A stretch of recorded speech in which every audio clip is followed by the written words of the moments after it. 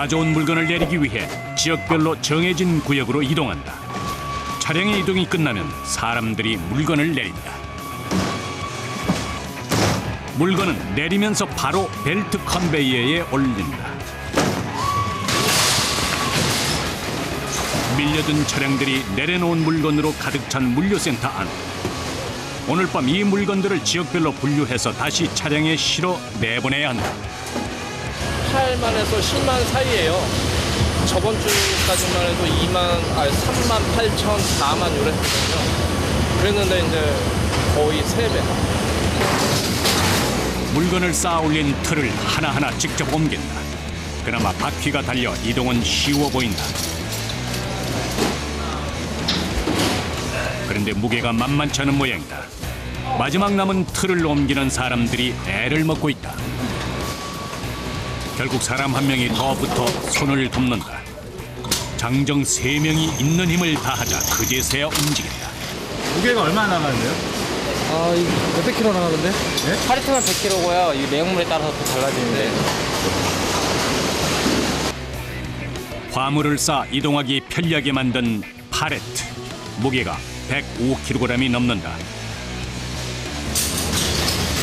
그 안에 물건들을 쌓으면 200kg을 훌쩍 넘는다. 아래에 바퀴가 달려 움직이기는 쉽지만 기본적으로 사람 힘으로 밀고 당겨야 한다. 때문에 한번 물건을 옮기고 나면 힘이 쫙 빠진다. 입고 있는 옷도 땀에 흠뻑 젖기 일쑤다. 팔레트라 부르는 틀에 쌓지 않은 물건들은 하나하나 직접 내려야 하기 때문에 단순 반복 작업이 시작된다. 이때 벨트 컨베이어 주변에 물건을 주시하는 사람들이 있다. 이들은 손을 놓고 있다가 어느 순간 재빨리 물건을 내린다.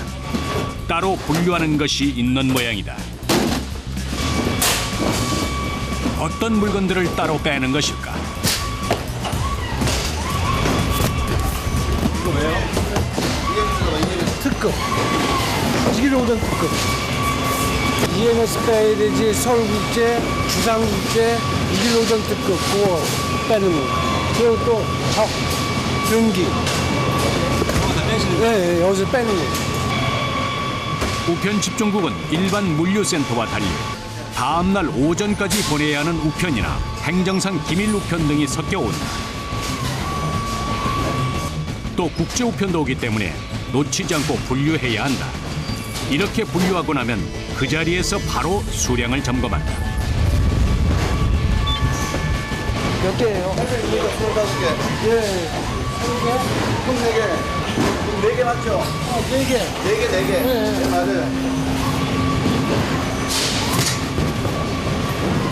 이거 안 맞으면 여기 기계 타고 가서 찾아와야죠. 그러니까 여기서 아예 여기가 잘 빼야지. 아무리 기계화되어 있다고 하지만 아직도 사람 손이 필요한 작업들이 대부분이다.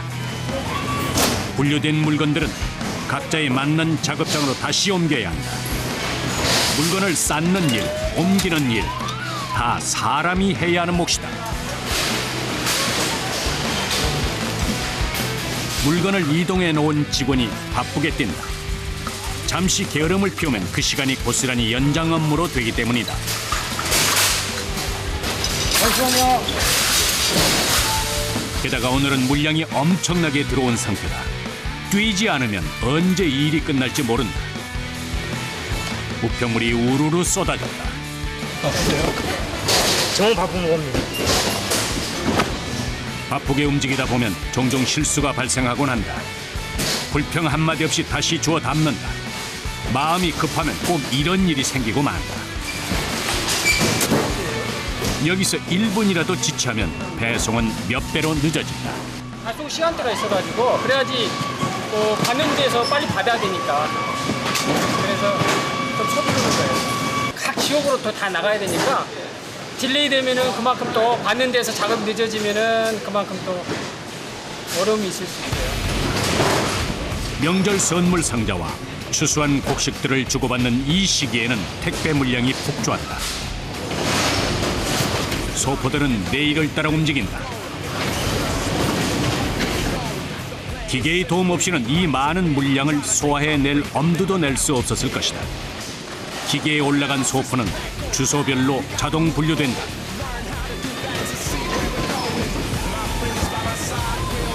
판독 장비가 소포에 부착된 번호 바코드를 읽어 행선지별로 자동 구분한다. 시간당 4,000개의 물건들을 처리하는데 기계의 도움 덕에 전체 처리량의 20%가 증가했다.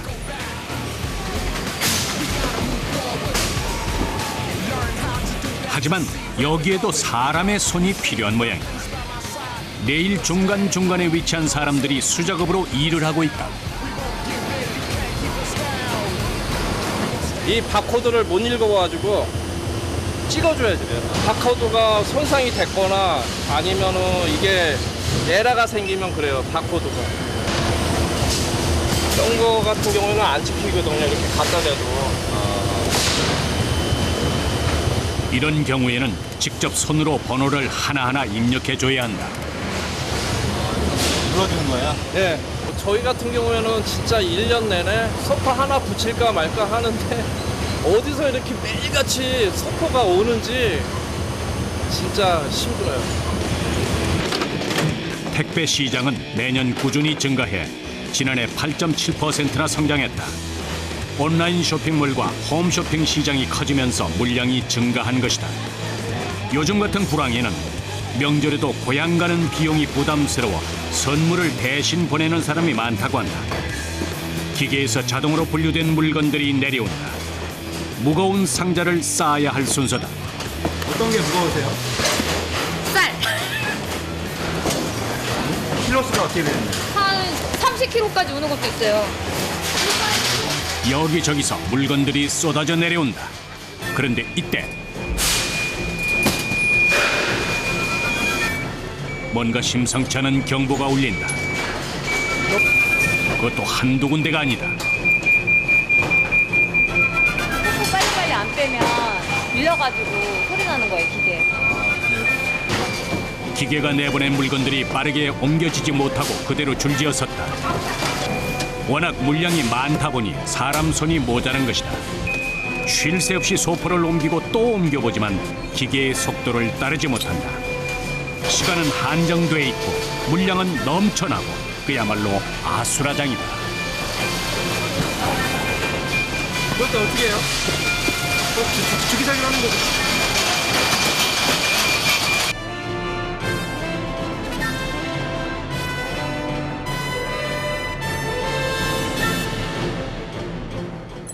자정 12시.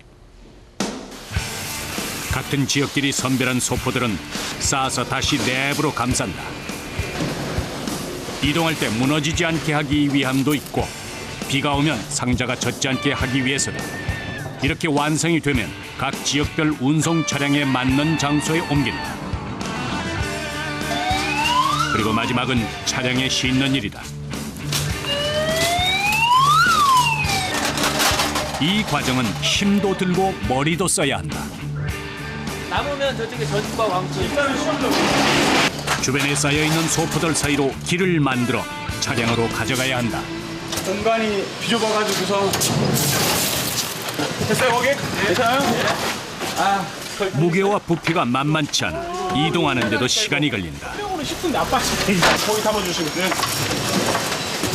그리고 치밀한 계산이 필요하다. 배달해야 할 물건들을 모두 실어야 하기 때문이다. 최대한 상자들을 빈틈없이 붙인다. 금방과의 싸움이네.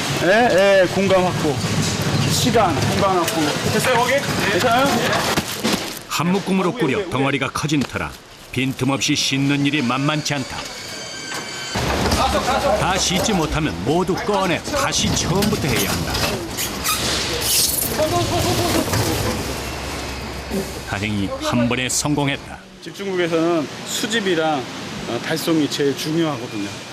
예, 가운데 소포도 힘들어요. 당연히 다 힘드는 건 아는데 여기서 딱 막혀버리면은 이게 마비가 되는 거죠.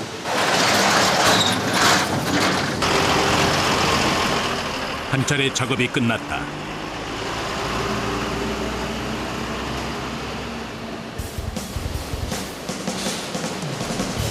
갓 같은 시각 소형 수작업장에서도 직원들의 발길이 분주하다. 쓰레기처럼 막 뒤죽박죽 가져왔는데 여기다 올려가지고 가만히. 박스에다 여기다 제 담으세요. 회장님. 이곳에서는 소형 우편물을 분류하는 작업을 한다. 자루에 담겨온 우편물을 일일이 수작업으로 정리한다. 기계에 넣기 전 봉투의 겉면에 우편 번호가 같은 방향으로 향하게 정리하는 것이다. 이거 아니야. 소원도 있어.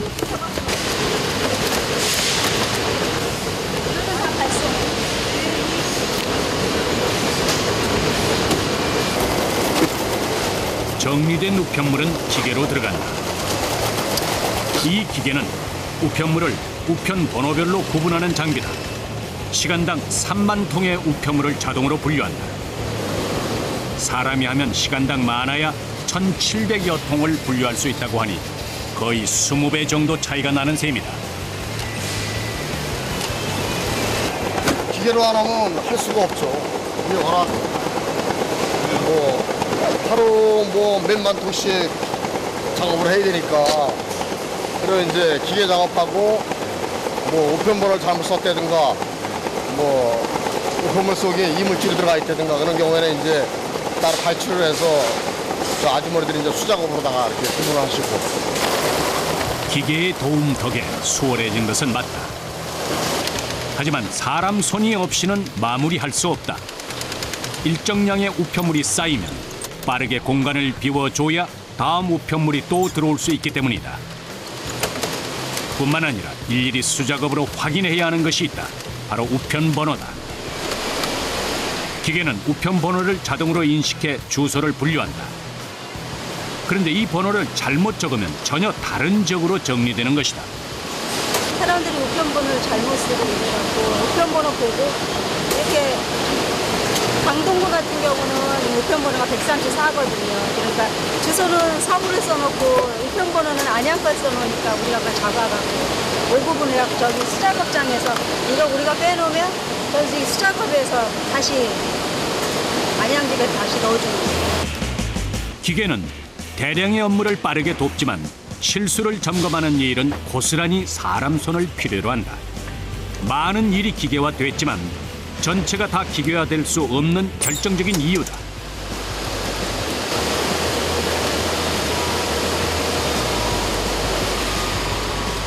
작업을 하다 말고 경보음이 울리면 가장 가까운 쪽에 있는 사람이 소리가 나는 쪽으로 뛴다. 그리고 재빨리 우편물을 꺼낸다.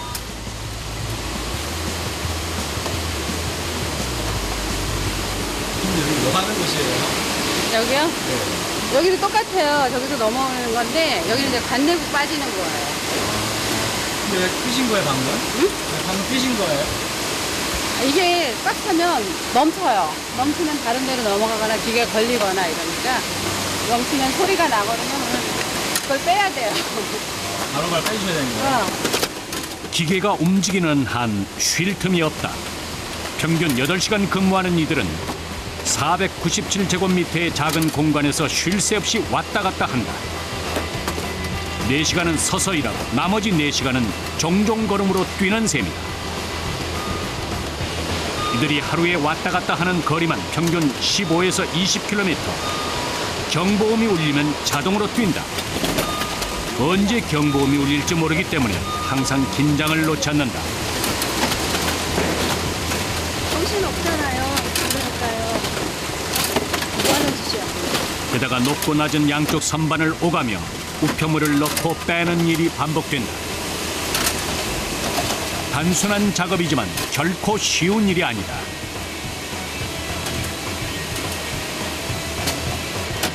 그리고 기계에 돌아가는 소음도 꽤 크게 들린다. 우리는 하도 그런데 처음 본 사람들은 귀가 멍하다 그러고 귀가 멍하다 그러고 어떻게 사냐고 이러는데 우리는 하도 오래돼갖고 얼마나 되셨는데요? 일하신 지? 이제 거의 9년 차 됐어요. 10년, 거의 다 10년도 다 돼서 완성이 돼버렸어요.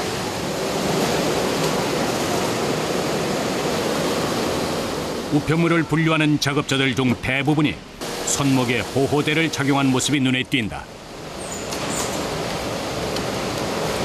손목을 많이 쓰니까 하루 종일 와갖고 10시까지 계속 이렇게 하잖아요. 그러니까 이거 보호해 주는 거예요, 서로. 내 몸 내가 관리하는 거. 아파서 찬 건 아닌데. 손목에 무리가 갈 수도 있어요? 그럼요. 거의 손목으로 이 팔로 다 일하잖아요. 어깨도 무리 가고 손목도. 여기도. 하루 종일 서서 쉬지 않고 손목을 쓰는 이 일은 꽤나 고되다. 하지만 힘들고 피곤해도 한 번 더 챙기게 되는 우편물들이 있다. 이런 걸 때는 마음이 짠해갖고 이 집 아들도 군대 갔거든요. 뭐 이런 거 막 이런 거는 다 그냥 안 봐줘요. 그냥 한 번씩 그냥 무조건 안 넣어진다고. 이거 엄마가 이런 거 보면 까마득해지 훈련병인데 언제 여자친구들이 많거든요. 이럴 때면 엄마의 마음이 발동된다. 우표 이렇게 찍지 않은 거 돌아다닐 때는 우표가 잔액이 모자라서 안 가는 거 그런 것들만 우리가 붙여서 보내준 것도 있고 얼른 받아보게 해주고 싶어 힘이 되게 나라 지키는데 힘이 되게 해주고 싶어갖고 기계가 멈춰야 쉴 수 있다는 이들. 누군가의 엄마이기도 하지만 또 대한민국의 엄마이기도 한 이들의 마음이 고스란히 우편물과 함께 배달될 것이다. 새벽 4시가 넘은 시간. 작업자들이 한 곳으로 모여든다. 배 터지는 날이네. 한 차례 운송 차량들이 나간 후 간식을 먹는 시간이다.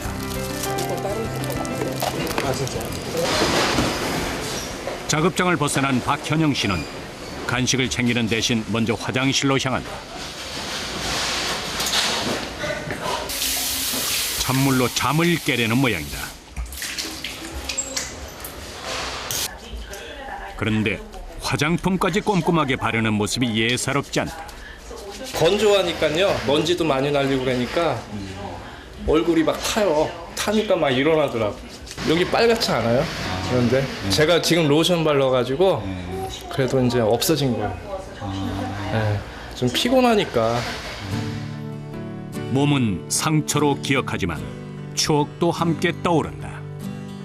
우체국 딱 들어오자마자 그냥 그런 게 생기더라고요. 먼지가 많으니까 그때는 행랑이 저기 사람 작업장이면 이렇게 던져가지고 저쪽에서 받아요. 그럼 개랑을 해. 그러니까 먼지가 그냥 뒤집어 쓰고 일하니까 그게 그렇게 된 것 같더라고요. 쉬는 시간이라고 하지만 작업장 전체가 멈추는 것은 아니다. 교대로 짬을 내 허기를 채운다. 일하기가 원래 이렇게 거미줄이 했던 날인데 지금 새벽 4시인데 안 힘드세요? 힘 안 드는 사람이 어딨어요? 다 힘들죠. 힘들어도 버티고 가는 거죠. 어떻게 나왔으니까. 택배 내는 거는 그렇잖아. 선물이잖아. 받는 사람은 엄청 좋아하지. 우리는 힘들어. 그런 거 같다가 생각을 하고 그러면 힘들지가 않지.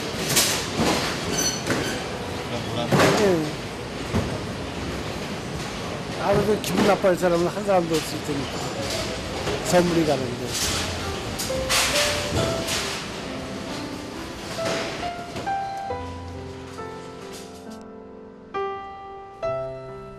힘들고 고된 일상이지만 누군가에게는 반가운 선물이 될 것을 알기에 휴식도 달콤하다.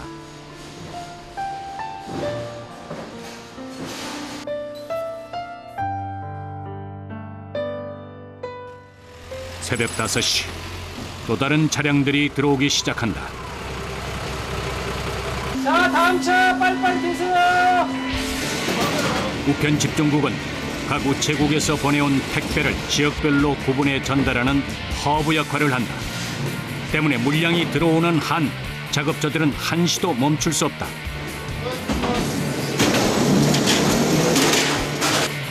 새벽에 들어오는 물건들은 가을 수확물이 많다.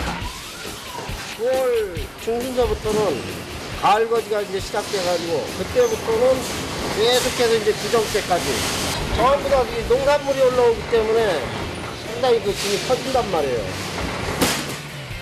배, 사과, 그리고 쌀까지. 무게가 꽤 나가는 농산물들은 물론 일반 소포들도 같이 들어온다.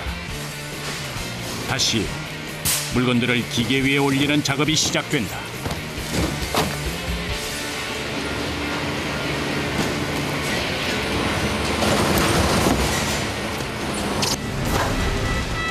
그런데 이때 기계가 멈추면서 작업자들이 술렁이기 시작했다. 봐가면서 해야지. 저기서 하라고 했어요. 한없이 늘어선 소포들이 이동을 멈췄다. 기계가 멈추자 사람들도 손을 놓았다. 대체 왜 이런 일이 생긴 걸까?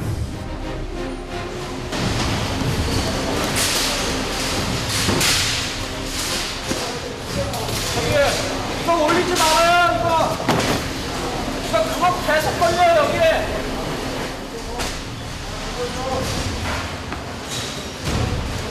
간격에 맞춰서 올라가야 되는데요. 너무 많이 오니까 과부하가 걸렸대요. 그래갖고 올라가지도 못하고 그래서 밑으로 일단 뺐다가 나중에 또 올리려고요. 빠른 시간 안에 물량을 해결하기 위해 물건들을 촘촘하게 올린 것이 잘못이었다. 기계가 번호 바코드를 인식하지 못한 것이다.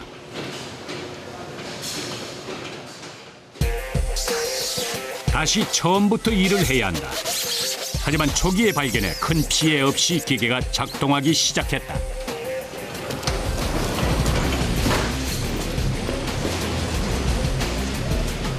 물량이 많을 때 이런 경우가 종종 있나 봐요. 네. 지난 추석 기간을 포함해 가을 추석에는 물류센터의 가장 바쁜 시기다. 우리나라는 매년 48억 통, 하루 평균 2천만 통의 우편물이 배달되는데 이 기간에는 소포 물량만 전국적으로 1,000만 통이 넘게 접수된다. 그러다 보니 기계가 과부하로 고장나기도 하고 사람도 24시간 쉴 새 없이 교대 근무를 한다. 그야말로 비상체제에 돌입하는 것이다. 물건을 내리던 차량 안, 한 꾸러미가 무너져 내리기 직전이다. 선생님 이거 다 쓰러진 거 아니에요? 네, 다시 세워야죠. 옆에 꾸러미를 먼저 꺼내기로 한다. 그런데 이건 역시 비틀비틀한 모양이 위태로워 보인다.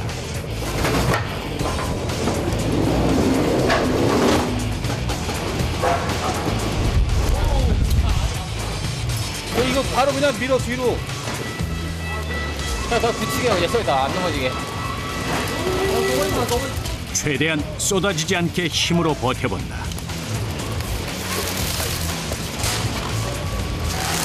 하지만 금방 맥없이 무너지고 만다. 사고다. 아랫부분의 상자의 빈 공간이 무게를 이기지 못하고 찌그러진 것이다. 보는 사람 마음이면 안타깝지만은 이거는 운송 과정에서 높이 무거운 걸 위에다 올리다 보니까 깨지는 경우가 많으니까 이런 거는 솔직한 얘기로 그래요. 보내시는 분이 좀 더 단단하게 보내는 방법이 그거밖에 없다고 생각해요. 원래 무게가 높잖아요. 높다니까 한두 개만 싣고 오는 게 아니니까. 조금 더 단단히 그리고 빈 공간 없이 포장했더라면 좋았을 텐데 현장 작업자들은 아쉬움을 토로한다. 요거는 뭐든지 박스로 센 거죠. 퍼져가지고. 떼져가지고 센 거죠. 요거는 이제 보수해가지고 그 안에 다시 넣고 다시 밀고 오는 거예요. 이런 거 같은 경우도 운송 과정에서 위에서 눌려가지고 퍼지는 거란 말이에요. 이런 건 다 보수해가지고 보내요. 운송 과정에서의 실수라 하더라도 이곳에서 발견되면 원래대로 손보는 것이 원칙이다. 보낸 사람의 마음을 생각하면 일에 대한 짜증보다는 애틋한 마음이 앞선다. 집에 농사 져가지고 자기들한테 보내는데 그 부모 마음은 옛날에 내가 받을 때도 노인네들 분들이 보내줄 때도 생각하죠. 이처럼 간혹가다 생기는 파손된 상자는 작업자의 손을 거쳐 다시 원래의 모습을 찾는다.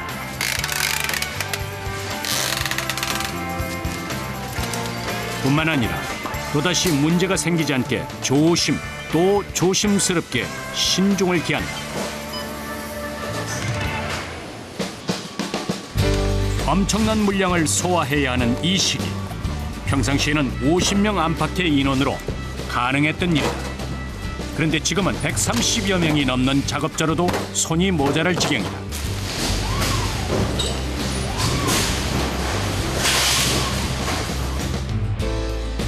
차량 역시 2.5톤에서 11톤의 다양한 차들이 하루 평균 100대 이상 오갔다.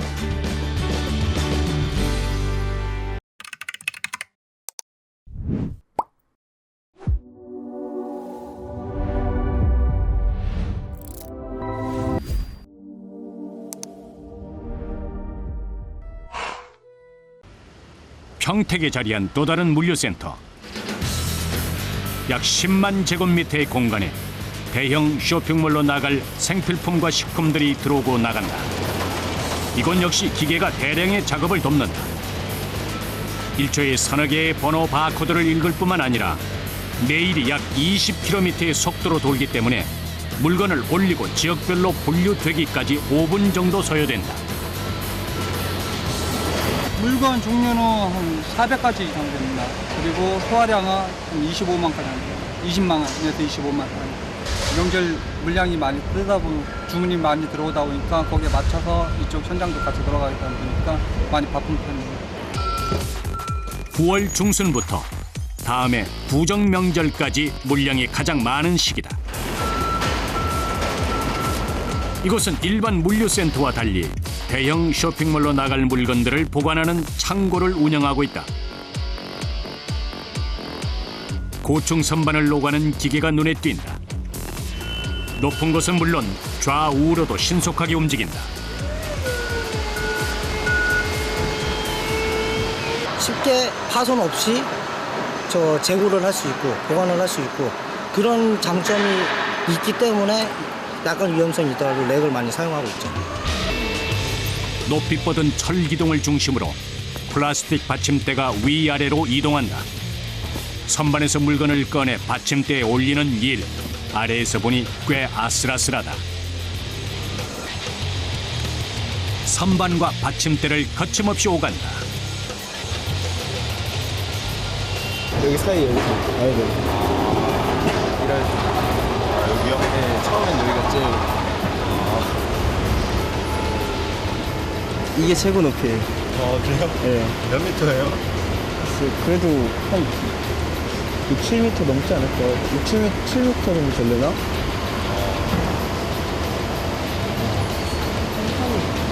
맨 처음에 아무것도 안 가벼운 그 플라스틱 팔레트 상태로 올라오면 많이 흔들려요. 높이도 높고 다리도 많이 떨리고 식은땀도 많이 흘리고 그랬어요. 플라스틱 받침대 하나에 의지한 채 높은 곳을 오르내리는 작업이 계속된다. 우리나라 택배 시장은 1년에 12억 박스에 해당하는 물량이 택배를 통해 운송될 정도로 성장했다. 연 12억 박스는 우리나라 국민 한 사람이 1년에 택배를 21번 이용하는 것과 같은 규모다. 가히 택배 홍수 시대라는 말이 어울릴 정도다. 기계에서 내린 물건은 지역별로 운반하기 쉽게 쌓아야 한다. 물건을 옮기고 쌓는 단순 작업이 시작된다. 다 각자가 틀려요, 가는 곳이. 그냥 내려오면은 뭐 한 군데로 보낼 게 아니니까 다 자기 맡은 분야로 쌓아서 보내는 거고 내놓으면은 이제 운송 차가 와서 실어. 이건 완전히 물류 분류죠, 뭐. 물류 분류. 요즘처럼 물량이 폭주하는 때에는 한 사람당 1000개 이상씩 물건을 옮긴다. 가볍고 깨질 염려가 없는 상자들은 요령껏 작업한다. 물건 던져도 돼요? 터지지 않고 깨지지 않으면은 그냥 위로 거의 밀는 식으로 되는 거거든요. 그냥 이렇게 편하게 하는데 가볍기도 하고 내용물에 손상이 없을 상자들은 던져서 옮기기도 하지만 30kg을 훌쩍 넘기는 무거운 상자들도 많다. 그리고 아직 해야 할 일이 많이 남았다. 아에서 1200개다가 이렇게 한 1600개 정도요. 1600개요? 150명의 직원으로도 모자라 30명의 기간제 근로자를 채용했다. 기계가 멈추지 않는 이상 이들의 일도 끝나지 않는다. 물건을 들었다 놨다 해야 하고 들고 옮기기 위해 걸어야 하고 무거운 꾸러미도 끌어야 한다.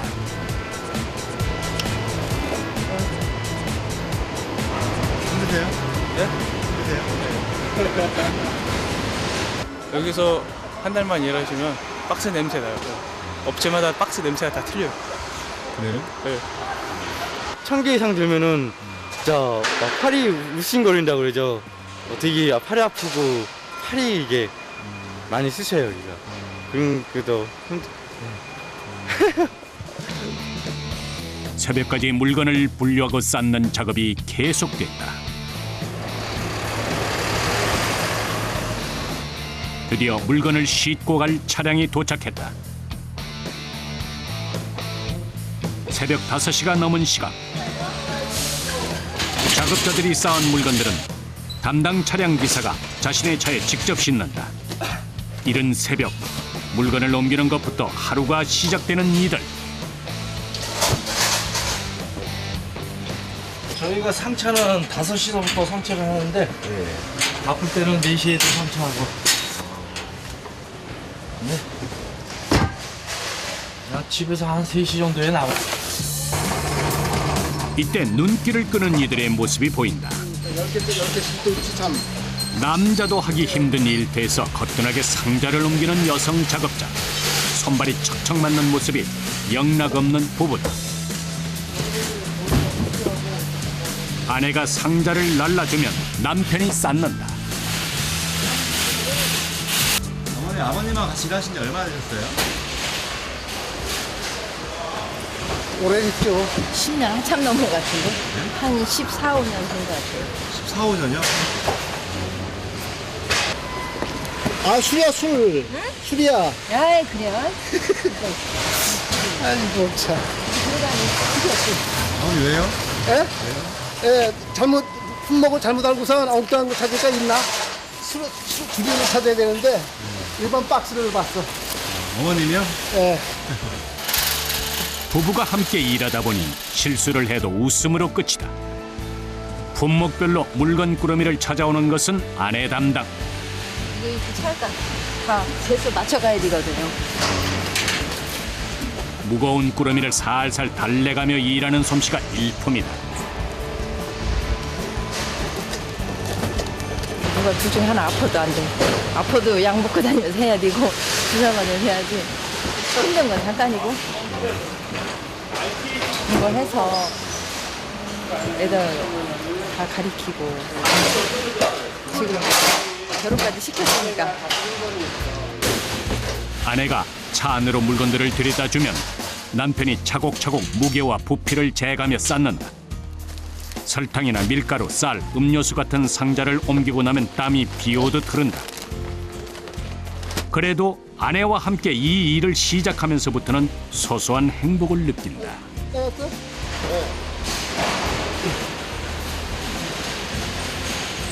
집사람도 또 딴 거 하다가 아주 여기 같이 그냥 이런 거죠.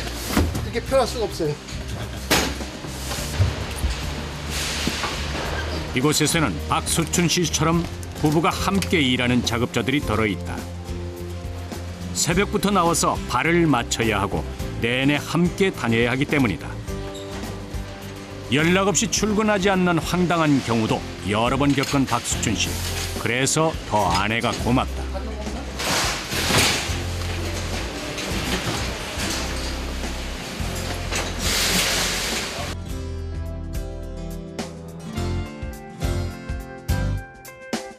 드디어 3시간이 넘게 물건을 싣는 작업이 끝이 났다. 뭐 바쁘게 해야지 뭐. 네, 괜찮아, 다녀요. 바쁘게 해야지.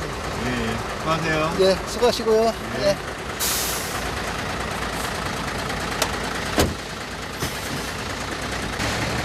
어느덧 동이 터오고 물건을 운반하기 위해 길을 떠난다.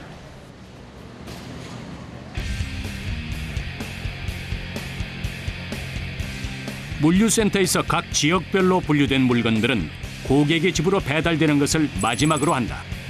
아침 10시. 김용석 집배원이 길을 나선 시간이다.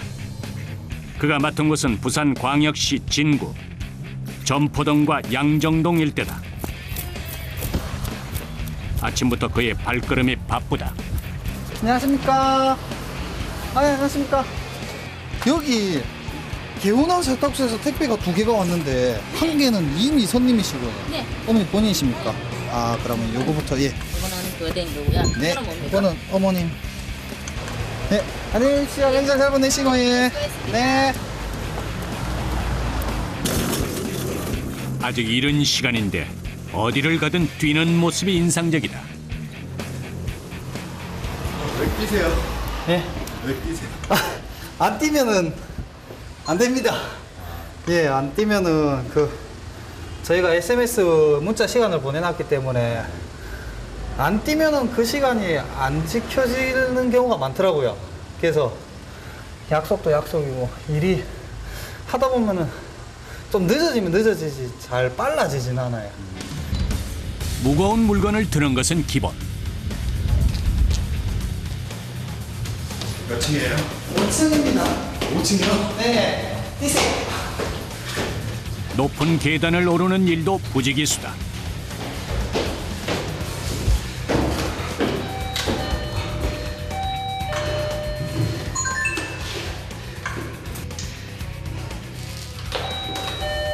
초인종을 눌러도 안에서는 대답이 없다.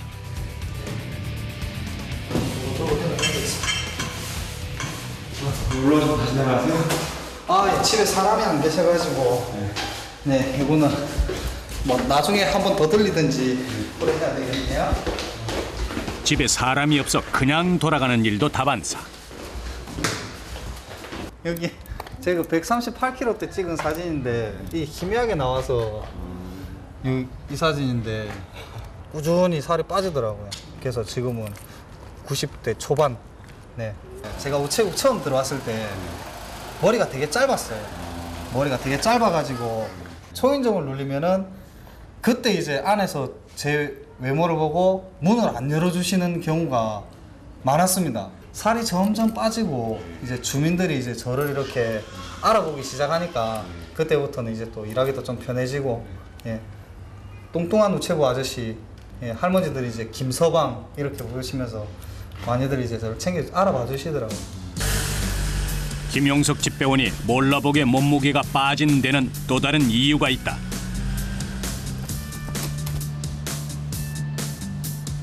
비탈진 곳에 위치한 점포동 일대 주택가를 다니면서부터다. 아직 개발이 안 돼 좁은 골목이 많고 오르막 경사가 심해 계단이 많은 이곳은 차로 접근하는 데 한계가 있기 때문이다.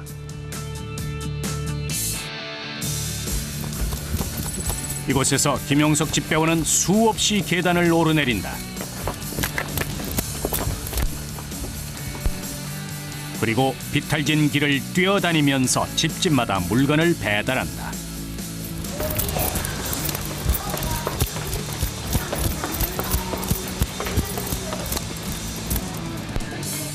오후 2시 3분. 예, 감사합니다. 짬을 내 식당에 들른 김용석 집배원. 때늦은 식사를 한다.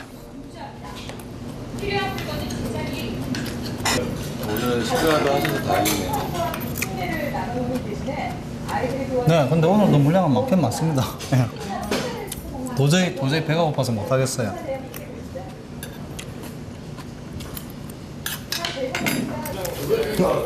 잘 먹었습니다. 네.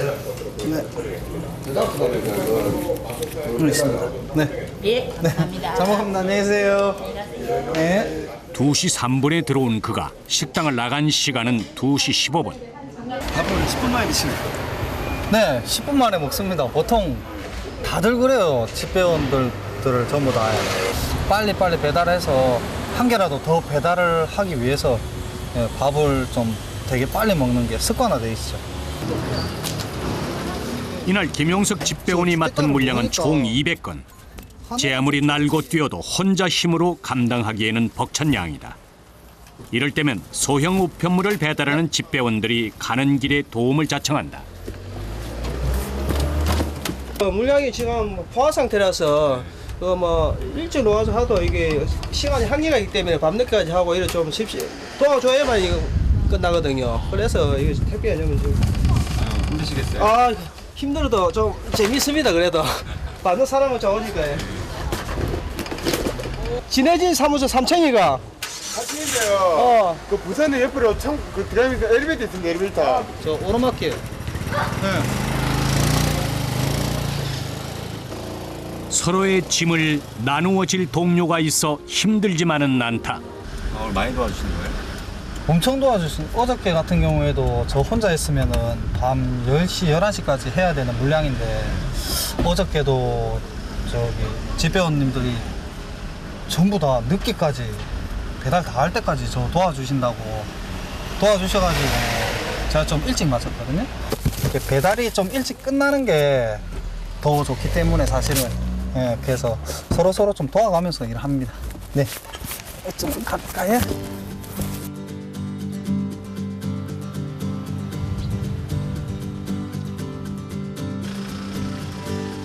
밤 8시 해가 진 점포동 일대. 여기 조심해서 내려주십시오. 여기는 계단이 아닙니다. 배달할 물건을 들고 평평하지 않은 돌길을 능숙하게 내려가는 김용석 집배원.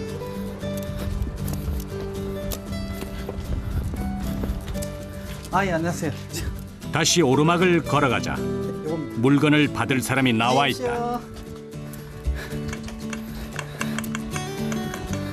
예, 여기 계단 올라왔습니다. 예, 오른쪽 계단집 여기에 있습니다. 네, 감사합니다. 안녕히 계십시오.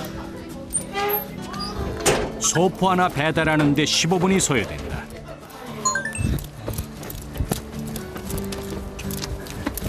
그런데 다니시면 힘들지 않으세요? 처음에는 힘들었죠. 처음에는 진짜 진짜 저 집 좀 택배 좀 안 시켰으면 좋겠다 부터 해서 이 집 있으면 이 위에서 진짜 한 5분 정도 쉬고 내려갔다 또 한 5분 쉬고 그랬는데 자주 오다 보니까는 숨은 좀 찬데 그래도 할만합니다. 올라오면 또 시원하잖아요. 네.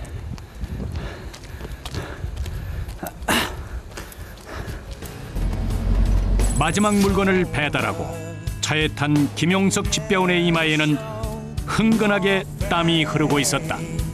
잘 받았습니다. 감사합니다. 그 말 들었을 때 진짜 별거 아닌 말인데 너무 좋더라고요. 그럴 때 보람 제일 많이